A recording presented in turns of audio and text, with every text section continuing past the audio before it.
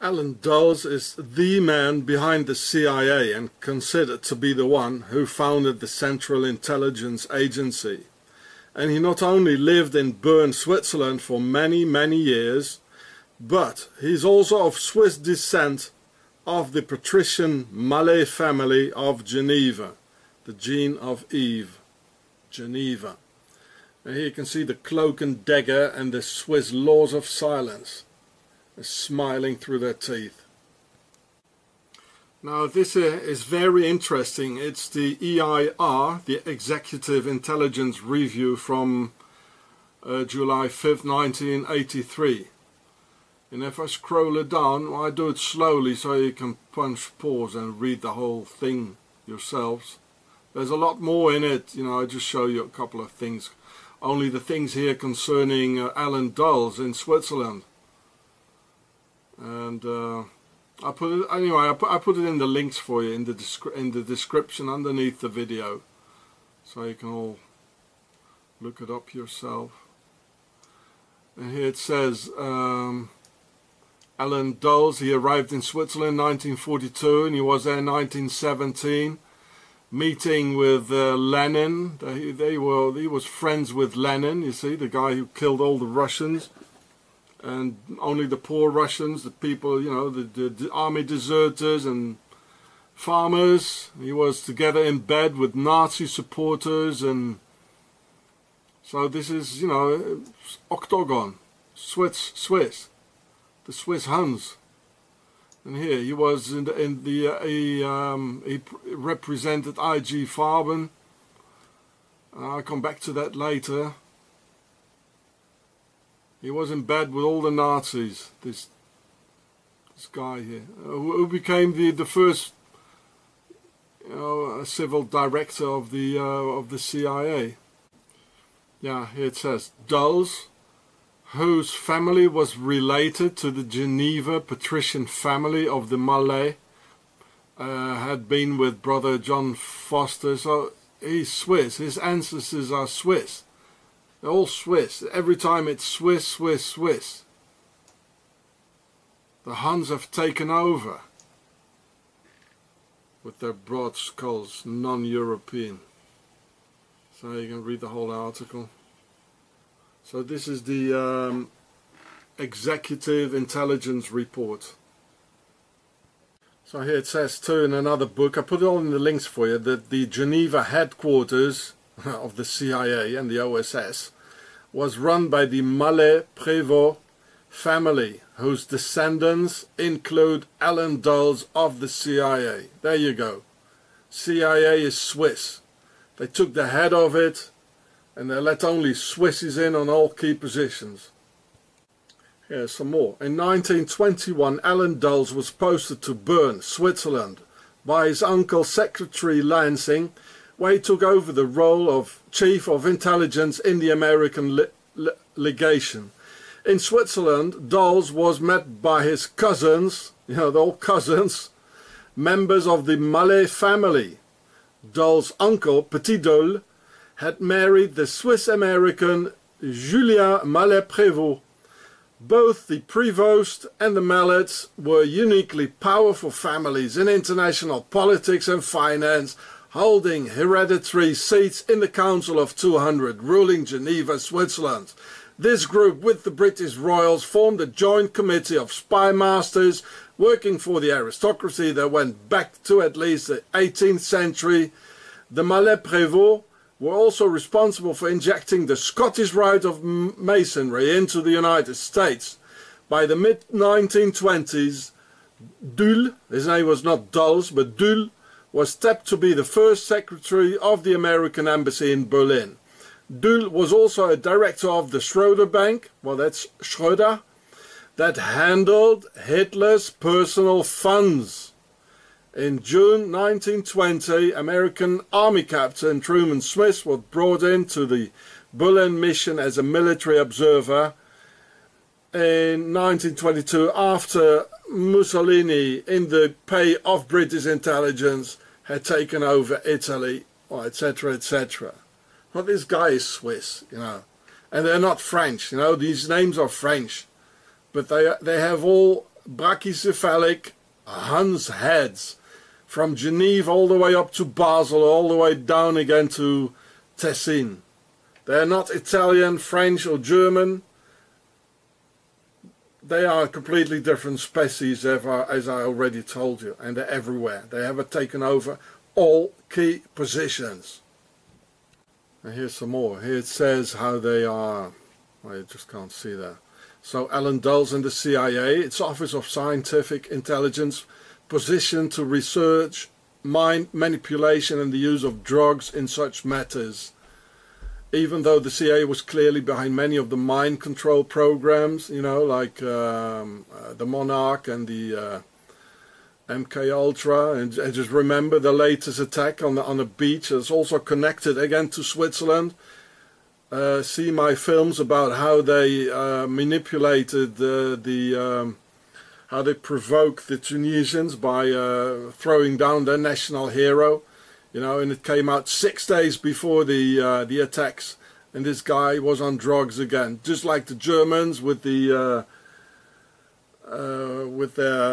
amphetamines, and every time it's drugs and, you know, Switzerland.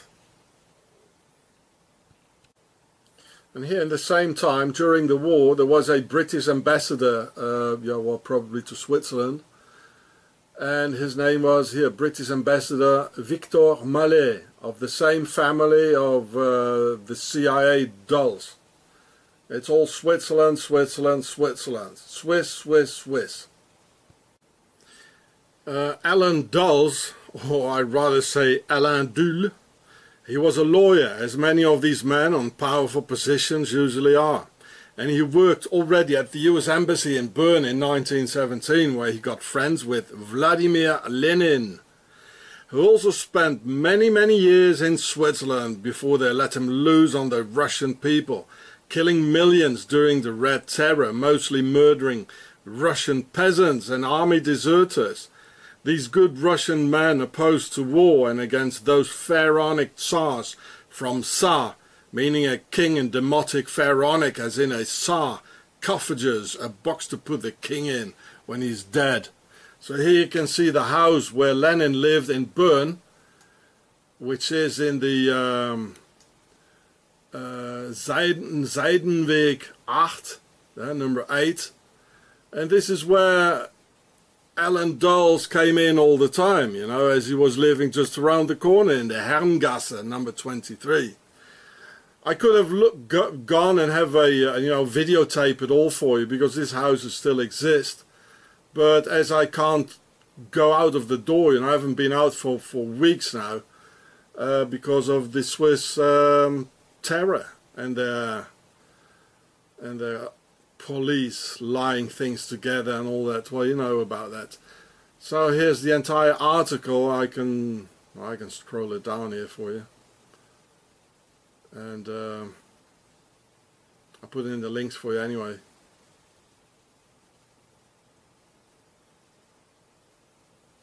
So, well, I put the rest in the links. So Lenin and Dulles, you know, they were friends, seeing each other all the time, having a beer in Bern, Switzerland. Switzerland, Switzerland, Switzerland. And during World War II, Alan Dulles lived in the Herrengasse 23 in Bern, Switzerland, just around the corner from Mr. Lenin.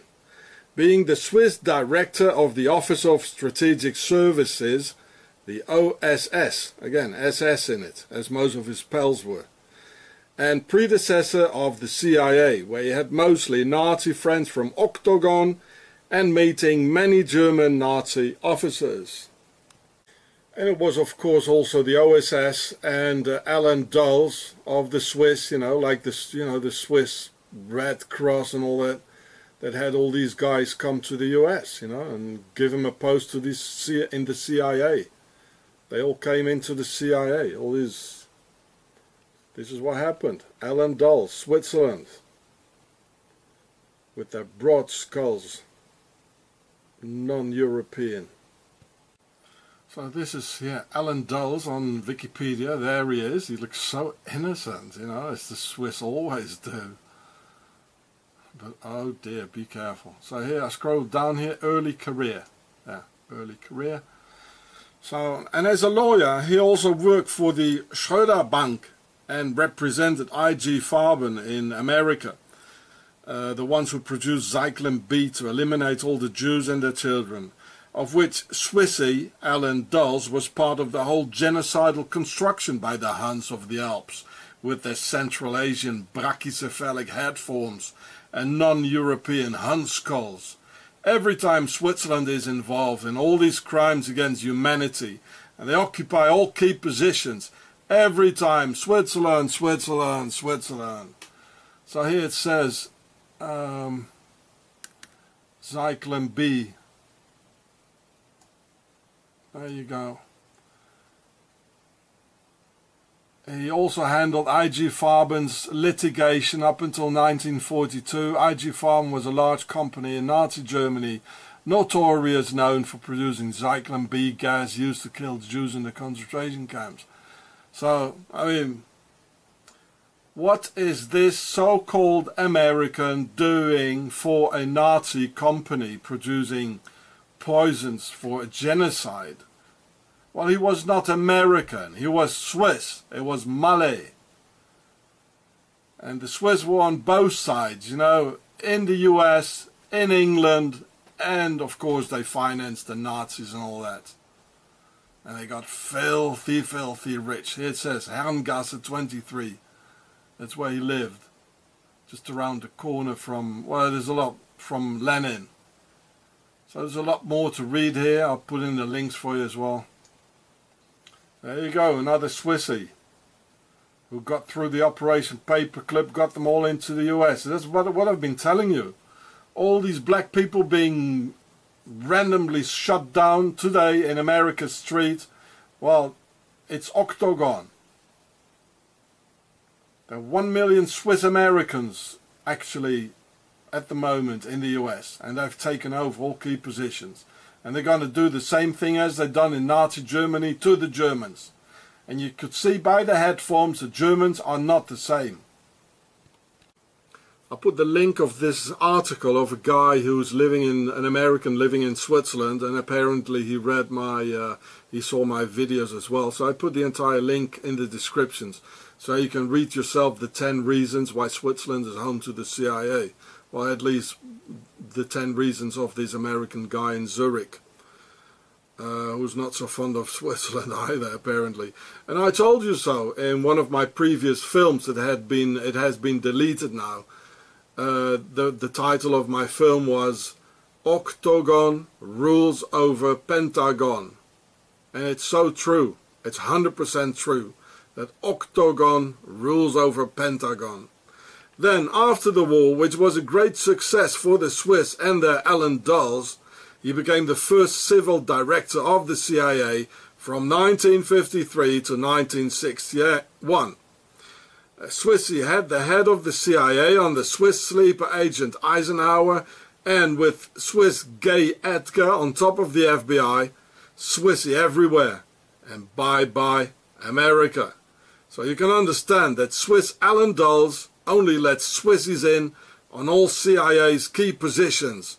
Same for the FBI and under Eisenhower. That's why Alan Dulles' brother, John Foster Dulles, becoming Secretary of State during the Eisenhower administration. The Huns on all key positions now. Well, let's have the Cold War really start now and bomb the hell out of the North Koreans and the Vietnamese using biological warfare and on both peoples like Agent Orange. While showing the sound of money, the sound of music, and picture of that clean and innocent Alps to the American public, while the Huns taking over the Perhet, the real demotic name of the White House. So here you can see Alan Dulles with his lovely innocent Swiss smile, together with JFK. Well, he was thinking something else, didn't he now, eh? Like here, title of a book here. Well, I didn't read it, but I know what happened. And it was John F. Kennedy who finally fired Allen Dulles and had to pay the ultimate price with all Octagon's men and all military and intelligence key positions. For the Huns a piece of cake to wipe him out and cover it up with Allen Dulles in the Warren Commission and back in the saddle, riding the United States of America.